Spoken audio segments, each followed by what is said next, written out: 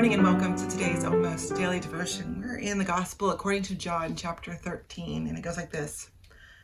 Before the festival of Passover, Jesus knew that his time had come to leave this world and go to the Father.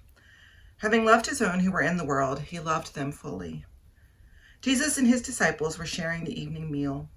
The devil had already provoked Judas, Simon Iscariot's son, to betray Jesus. Jesus knew the Father had given everything into his hands and that he had come from God and was returning to God. So he got up from the table and took off his robes. Picking up a linen towel, he tied it around his waist. Then he poured water into a wash basin and began to wash the disciples' feet, drying them with the towel he was wearing. When Jesus came to Simon Peter, Peter said to him, "Lord, are you going to wash my feet?" Jesus replied, "You don't understand what I'm doing now, but you will understand later." So this is an interesting, John replaces the Lord's Supper, the introduction to the Lord's Supper, with this foot washing ritual. And it's unique to John. It doesn't appear in any of the other Gospels. And so you always have to wonder, why does John feel like this is as important or more important than the institution of the Lord's Supper? What is it John is telling us about highlighting this story? And one of the things that has always intrigued me about it is how clearly the disciples did not understand what Jesus was doing. Jesus was running around in John all the time, making symbols, creating symbols, doing things that were representative of things that they wanted the disciples to learn. And the disciples never got it. They never understood the symbols. They never understood what Jesus was trying to tell them by doing whatever Jesus was doing. And Jesus here seems to understand that the disciples are not going to understand. He tells them, you're not going to get it. So it makes you wonder, why is Jesus doing this in the first place?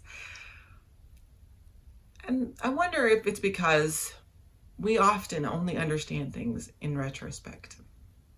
You see, we think that we understand what we're doing in the moment all the time, or we feel like we can understand what's about to happen. We feel like we're a lot smarter about the future than we are. And we feel like we're a lot smarter about the present than we are. And often it's not until after things have happened, when we look back on things, that we begin to understand their true meaning and their true importance and their true value. And I think that's just part of being people, being human. We're not meant to understand in the moment.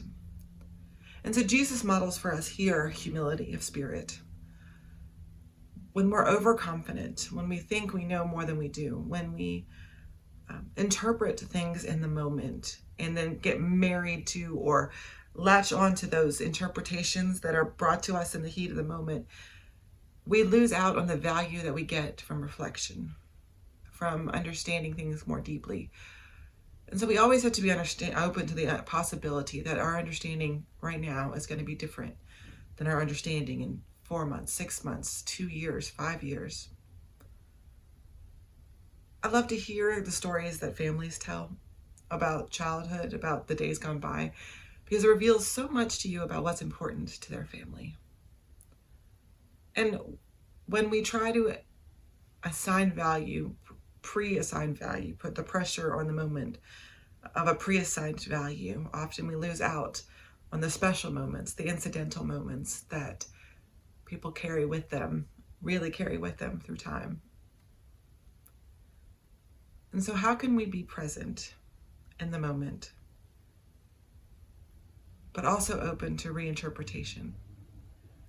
How can we be present and open and aware of what's going on so that when we have time, when we look back on it, we really see the value of whatever happened? It involves humility.